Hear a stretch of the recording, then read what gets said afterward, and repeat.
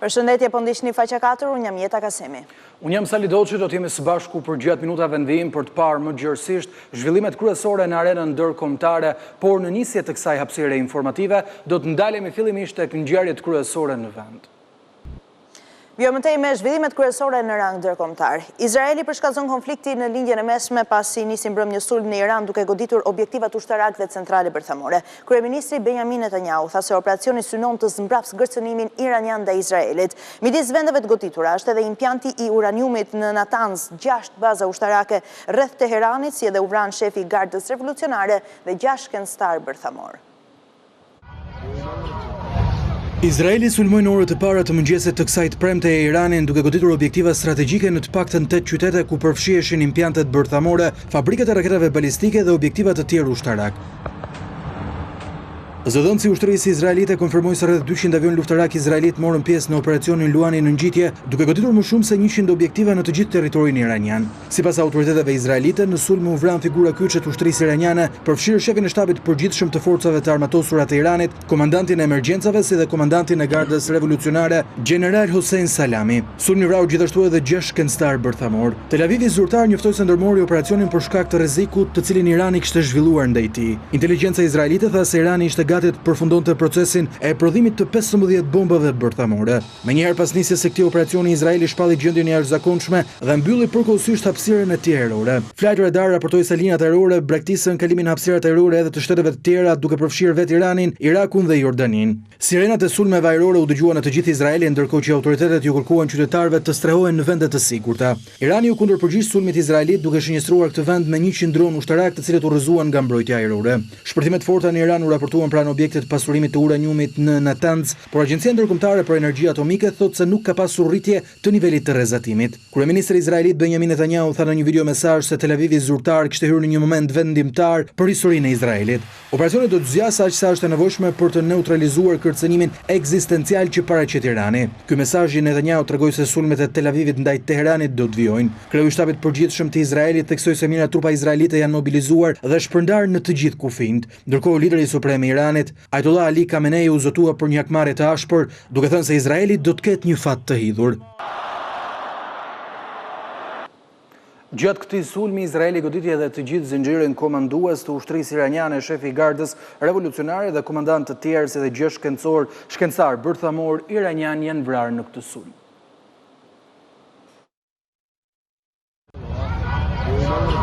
Sulmi izraelit ndaj Iranit këtë të premte i dha një goditje sismike jo vetëm programit të tyre bërthamor, por gjithashtu edhe zinxhirit komandues të Teheranit, pasi u raportua se 3 gjeneralet më të lartë të vendit u vranë së bashku me 6 shkencëtar bërthamor. Hossein Salami, komandanti i korpusit të Gardës Revolucionare Islamike të Iranit, ishte udhëheqësi më i lartë që u eliminua nga Tel Avivi në këto sulme. 65 vjeçari ishte i njohur për mbajtjen e një qendrimi të ashpër kundër rivalëve të Iranit, duke përfshirë Izraelin dhe Shtetet e Bashkuara. Muajin e kaluar ai kishte paralajmëruar se Teherani do të hapte portët e ferrit për çdo që do ta sulmonte.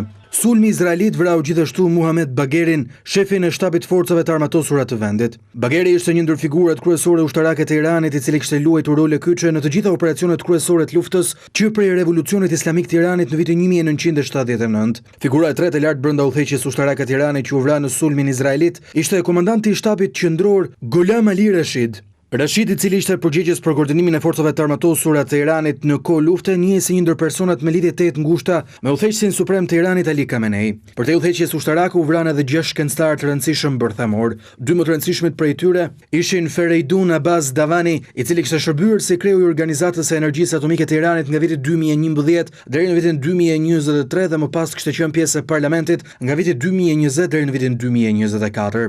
Tjetri ishte Muhammad Mehdi Teheranchi, i cili ishte drejtuesi i Universitetit Islamik Azad në Teheran. Izraeli ka një histori të suksesshme në vrasjen e zyrtarëve të sigurisë dhe shkencëtarëve bërthamor iranian, por më parë në përgjithësi e ka bërë diçka të tillë si pjesë e luftës së tij në hije me Iranin, duke sulmuar kështu Libanin apo edhe Sirinë. Sulmet e të premtes treguan një përshkallëzim të ronditës të kësaj taktike.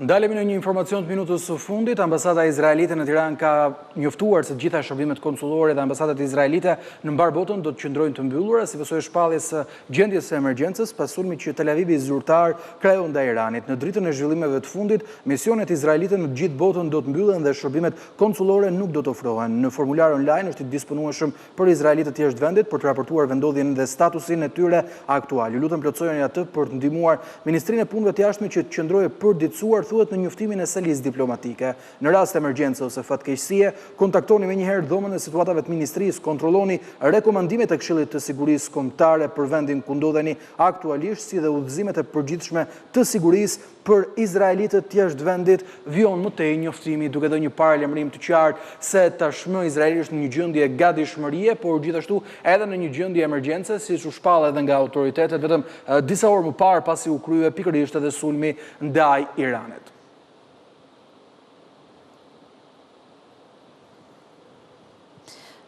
Ndërkohë, në informacionet e fundit të cilat në vinë si pasojë e kësaj situate dhe gjendje jashtëzakonshme të shpallur në Izrael, doja të gjithashtu flisja mbi një informacion në lidhje me deklaratën e zyrës së kryeministit të vendit Benjamin Netanyahu mbi një bisedë të zhvilluar me udhëheqësit e Shteteve të Bashkuara të Amerikës dhe Rusisë. Udhëheqësit treguan mirëkuptim ndaj nevojës së Izraelit për të mbrojtur nga kërcënimi iranian i shkatrimit, ka deklaruar zyra e Netanyahu në një deklaratë. Megjithatë, teksa folën vetëm pak më parë mbi zinxhirin komandues tashmë të ekzekutuar nga sulmet izraelite, le të shohim së pari edhe reagimin e Iranit me njëherë pas le të themi orëve të para të sulmit dhe më tej me informacione që janë bërë të disponueshme edhe në botën virtuale. Lideri suprem i Iranit, Ayatollah Ali Khamenei, deklaroi fillimisht se në këtë krim regjimi zionist duhet të përgatisë veten e tij për fatin e hidhur dhe të dhimbshëm, të cilin patjetër që do ta shoh.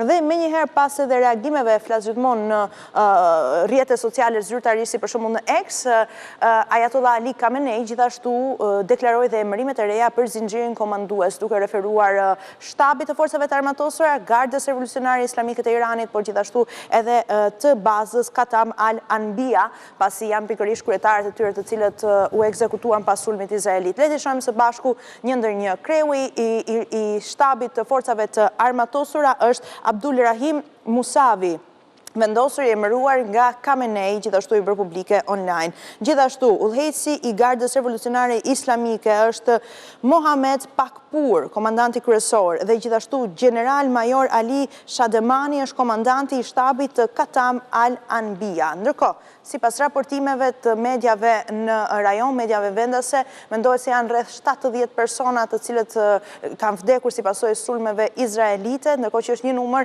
i pa konfirmuar ende. Është vështirë aksesi në informacion dhe për të komentuar edhe pak më gjerë dhe për të kuptuar më mirë vendosjen direkte të Khamenei për të zëvendësuar disa nga udhëheqësit më të lartë ushtarak lidhet me zotimin që ai bëri se Izraeli do të ketë një fat të trisht dhe të hidhur dhe do të ketë një hakmarrje të ashpër nga Teherani. Rikujtojmë se ky është ndër sulmet më të rënda që i ka ndodhur Iranit që prej vitit 1989, pikërisht kur ishte në luftë me Irakun. Konsiderohet një ndër bombardimet më të rënda që ka prekur pikat e tij më të rëndësishme strategjike në një kohë që Teherani ishte paralajmëruar nga programi i Kombeve të Bashkuara për të mos vijuar me avancimin e zhvillimit të armëve bërthamore. Dhe lëvizja e Khamenei tregon se shumë shpejt do të kemi edhe një kundërpërgjigje tjetër përveç 100 dronëve të cilat u hodhën drejt hapësirës ajrore të Izraelit, por fatmirësisht mbrojtja e tyre ajrore mundi që t'i rrëzojë. Duke përgatitur kështu edhe menjëherë zinxhiri komandues për të qenë gati në gatishmëri për të vijuar edhe sulmet e mundshme hakmarrëse kundrejt asaj që neve dëshmuam fakt në orët e para të kësaj të premteje. Dhe teksa flasim mbi këtë hakmarrje të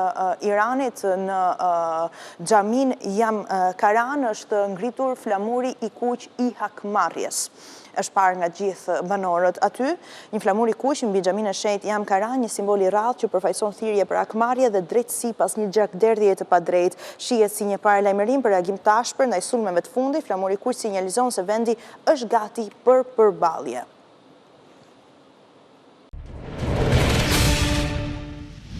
Donald Trump paralajmëron Iranin që të pranojë sa më parë një marrëveshje me Shtetet e Bashkuara të Amerikës përpara se të jetë vonë dhe të përballet me sulme të tjera me pasoja edhe më të rënda. Në një reagim pas sulmit izraelit mbi Iran, presidenti amerikan deklaron se i kishte dhënë Teheranit disa shanse për të arritur një marrëveshje kundër pasurimit të armëve bërthamore, por ishte shpërfillur. Presidenti Amerikan Donald Trump paralajmëroi këtë të premte Iranin se do të përballet me bombardime akoma më vdekjeprurëse nëse nuk pranon një marrëveshje me Shtetet e Bashkuara për të ndaluar zhvillimin e programit të tyre bërthamor. Paralajmërimi Donald Trump erdhi pasi Shtetet e Bashkuara të Amerikës thanë se nuk ishin bashkëpunëtor në sulmin që Izraeli kreu ndaj bazave të zhvillimit të armëve bërthamore dhe objektivave ushtarak. Kreu i Shtëpisë së Bardhë deklaroi se kishte paralajmëruar Iranin mbi kapacitetet ushtarake që Izraeli dhe Shtetet e Bashkuara kishin. I kam dhënë Iranit shans pas shansi për të bërë një marrëveshje me Shtetet e Bashkuara. Pavarësisht se shumë ju ofruam kësaj marrëveshje, nuk e arritëm diçka të tillë. Unë ju kisha thënë atyre se Shtetet e Bashkuara prodhojnë pajisjet më vdekjeprurëse në botë dhe Izraeli ka shumë prej tyre. Shikoni çfarë ndodhi, të gjithë ata vdiqën. Situata vetëm sa do të përkeqësohet. Ka pasur vdekje dhe shkatrim të madh dhe situata vetëm do të përkeqësohet me sulme edhe më brutale. Irani duhet pranojë një marrëveshje me ne përpara se të mos i mbetet asgjë. Presidenti Amerikan Donald Trump tha për Fox News se Shtetet e Bashkuara ishin njoftuar nga Izraeli për sulmin që ata do të kryenin, por shtoi se Washingtoni nuk ishte i përfshirë në këtë operacion. Kreu i Shtëpisë së Bardhë pritet të mbledhë këtë të premte kabinetin e tij për të diskutuar përgjigjen amerikane ndaj kësaj situate, pasi Irani kishte kërcënuar më herët Shtetet e Bashkuara se nëse Izraeli do të godiste bazat e tyre bërthamore, atëherë Teherani do të shënjestronte trupat amerikan në rajon.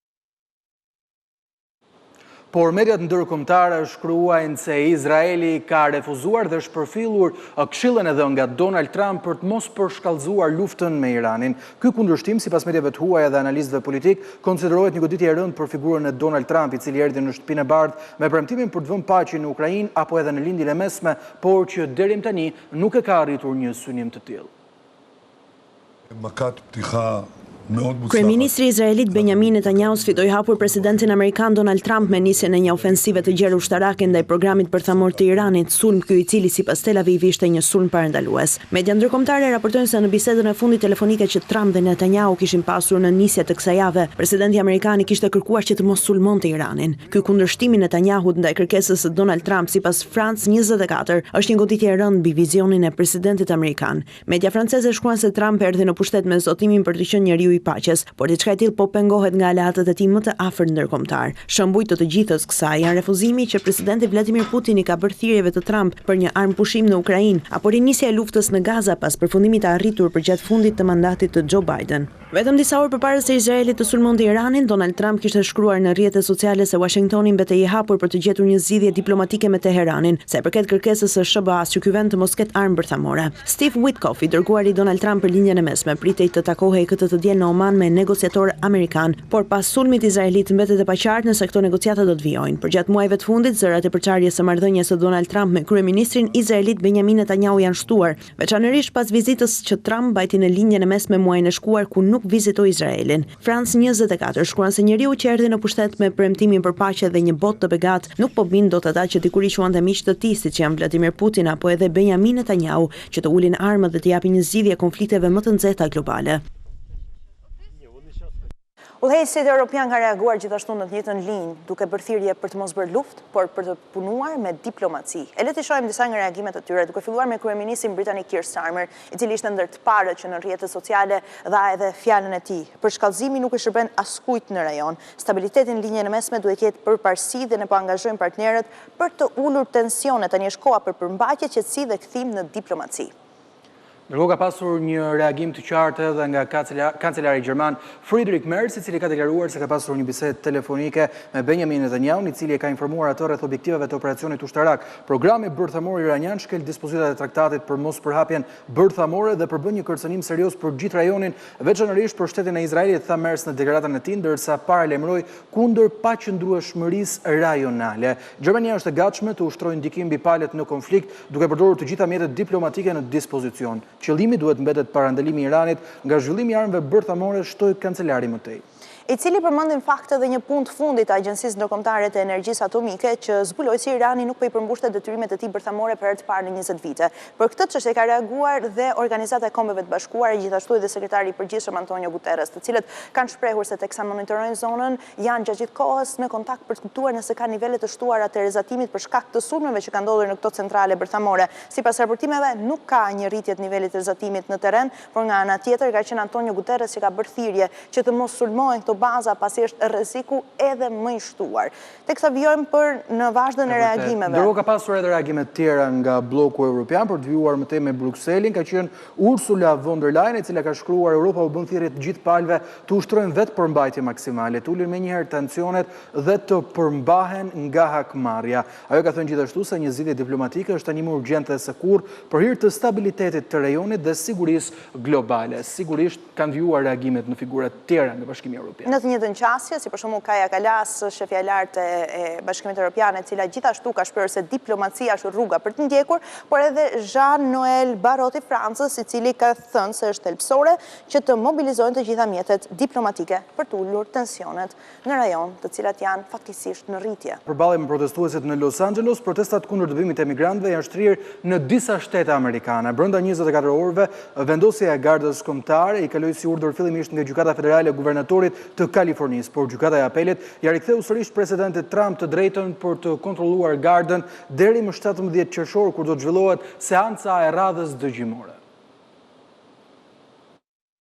Një gjykat apeli në Shtetet e Bashkuara të Amerikës bllokoi vendimin që të hiqet kontrolli i gardës kombëtare nga presidenti amerikan Donald Trump. Gjykata e apelit e qarkut të 9 në SBA vendosi të martën e datës 17 qershor si ditën e zhvillimit të seancave dëgjimore, ku do të vendoset nëse garda do të qëndrojë në rrugët e Los Angeles dhe ky vendim i takon presidentit amerikan apo shtetit të Kalifornisë. Gjykata e apelit e dha fjalën e saj vetëm disa orë pasi Gjykata Federale zhveshi Donald Trump nga kontrolli i gardës, duke ia dhënë këtë të drejtë guvernatorit të Kalifornisë Gavin Newsom. Vendimi do të hynte në fuqi mes ditën e së premtes, duke të shtensionuar protestat aktuale në Los Angeles.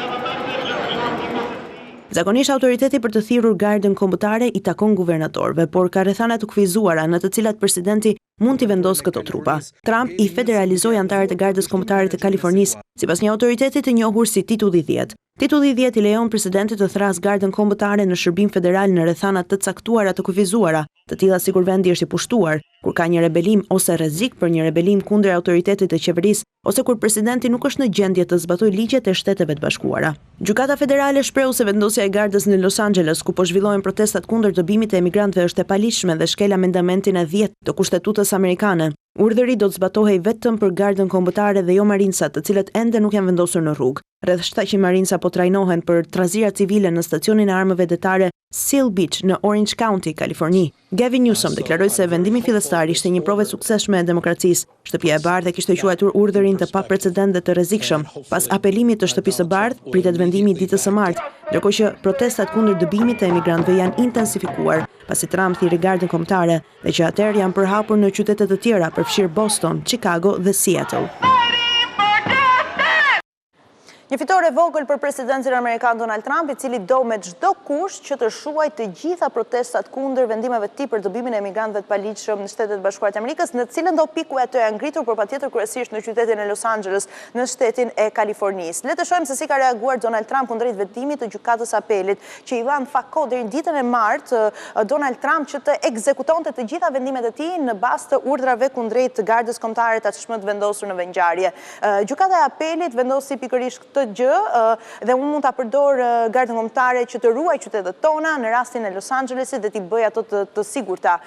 Nëse unë nuk do ta kisha dërguar ushtrinë në Los Angeles, qyteti do të ishte djegur totalisht, do të ishte shkëmbuar tani, dhe ne e shpëtuam Los Angelesin. Faleminderit shumë për vendimin ka deklaruar Donald Trump për sa i përket edhe këtij vendim të gjykatës së apelit që erdhi disa orë pas gjykatës federale, të cilët i dhanë të drejtën guvernatorit Kalifornisë Gavin Newsom për të vendosur se çfarë do të bëhet me gardën kombëtare në rrugët e Los Angelesit. Duhet thënë se sipas edhe autoritetet e Shteteve të Bashkuara të Amerikës, garda kombëtare e çdo shteti në fakt është në udhëheqjen e guvernatorit të shtetit, në rastin specifik Gavin Newsom kishte drejtën vendoste nëse do të urdhëronte të dilnin apo jo, por Donald Trump përdori atë titullin 10 pikërisht për të marrë edhe vendimin për ta dërguar gardën kombëtare dhe për të përgatitur marinsat për të shkuar në rrugët e Los Angelesit. Ka pasur arrestimet fundit, Sali, në Los Angeles në kuadër të protestave të cilat vijojnë aktualisht kundër dëbimit të emigrantëve të paligjshëm nga Shtetet e Bashkuara të Amerikës. Emigrantëve ka edhe celebrities, personazhe të njohur apo jo? Po, që janë bërë pjesë pikërisht e të gjitha këtyre protestave që kanë ngritur zërin e tyre, që ka qenë përqendroshëm fakt për politika sociale apo problematika sociale në kryet herës dhe që reagojnë edhe për këtë çështje pasi në shoqërinë amerikane në fakt ka një shqetësim shumë të madh mes dëbimit të emigrantëve cilësuar si të paligjshëm për faktin se ata janë punonjës, janë miq, janë student, janë në rrethet komunitare të shteteve të ndryshme amerikane. Ndërkohë teksa flasim mbi këto informacione, tek hakmarrja që republikanët le të themi po bëjnë në çdo moment ndaj demokratëve dhe të cilët janë edhe kundër agjendës republikane, senatori demokrat amerikan Alex Padilla u nxorr me forcë nga një konferencë shtypje e cila është mbajtur nga sekretari i sigurisë kombëtare Kristi Noem në Los Angeles të njëjtën, duke u vendosur kështu edhe në pranga nga autoritetet. Janë këto pamje të cilat kanë bërë xhiron e rrjetit. Noem po jepte një përditësim mbi zbatimin e ligjit për imigracionin pas gati një javë protestash në qytet, kur senatori Padilla e ndërpreu dhe filloi të bërtiste një pyetje. Unë jam ky senator, tha ai, ndërsa ju përball me autoritetet, kam pyetje për sekretaren, tha ai. Video incidentit tregon senatorin duke u përballur me disa agent të shërbimeve sekrete përpara se të nxirrej nga dhoma dhe të zvarritej dhe përpara se agentët me uniformë të FBI-s ta vendosnin atë për tokë dhe ta arrestonin. Kristi Noem po fliste për emigracionin, protestat në Los Angeles dhe vazhdoi tu drejtohej gazetarëve dhe oficerëve të zbatimit të ligjit, ndërsa senatori u nxorr menjëherë jashtë. Ka këtë reagim tash pra në Capitol Hill, duke përfshirë këtu anëtarë të tjerë demokrat të Kongresit që i quajtën arrestimin një turp të neveritshëm dhe një fyerje ndaj demokracisë. Kryetaria e Bashkisë Los Angelesit, Karen Bass, ka reaguar gjithashtu ishte vendës presidentja Kamala Harris kundrejt edhe këtij akti të cilët e kanë cilësuar në fakt si të shëmtuar edhe thyrje të demokracisë dhe drejtës fjalës, pasi Alex Padilla sipas tyre në fakt ishte aty për të pyetur, për të marrë informacione dhe për të vendosur atë që e cilësojnë drejtësinë, teksa Kristi Noem jepte edhe informacionet mbi vendimet e fundit të administratës Trump për dëbimin e emigrantëve të paligjshëm, që është një çështje shumë sensitive në Shtetet e Bashkuara të Amerikës, por edhe në botën virtuale. Të shohim Sali se mos do të kemi dasëm këtë verë. E vërtet, do të presim. Ndërkohë kemi ardhur në fund faqes 4 edhe për ditën e sotme, por ne ju rikujtojmë se për të rreth më të fundit nga vendi, rajoni dhe bota, ju ftojmë të klikoni në abcnews.al, si dhe të na dëgjoni në abcnews.al në valjet e radios 105 FM. Për mos u ndani nga ekrani i ABC News, vetëm pas pak do të jeni me kolegen Habi Hoxha në Ballkan Update. Ne ju falenderojmë për vëmendjen. Bashkë mirupafshim.